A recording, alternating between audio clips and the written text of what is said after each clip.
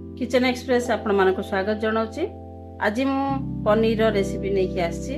एठी मु पनीर नहीं 500, एठी 2टा टमाटर नहीं, आउ एठी किछि रसुण नहीं, अदा नहीं। चलतु आग को देखिए केमती प्रोसेस रे करूची। अदा रसुण टमाटर में एठी पेस्ट कर देइछि। चलतु प्रोसेस आरंभ करिबा।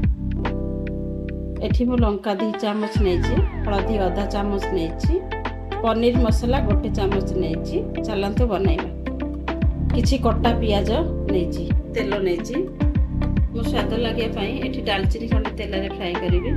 तेजपत्र खंडे पकेली। एटा पूरा के पानी तेल रे भाजी हे गला परे मो पियाज को देबी।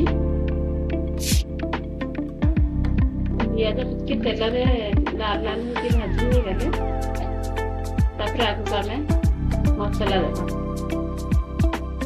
अदा रसुण टमाटर पेस्ट देली। गैस को फ्लेम को स्लो कर दबा। तब तेल रे भाजिला पर हमें हल्दी गुंड दे देबा, लंका पाउडर, पनीर पाउडर पके देबा। सब मिक्स करके हमें अलग और मसला को फ्राई कर देबा। मसला देखिए भल भाव में फ्राई एमती करना। मसला रो स्मेल जब चली गले हम जानबा जे हां मसला फ्राई हो गला। अबे मसला एमती कसुथिबा जेतला देखिबे मसला ऊपर एमती सेल ऊपर को पळे आथे जानिबे जे मसला फ्राई हमर हो गला। वर्तमान हो जाइए। आम ए पनीर देवा।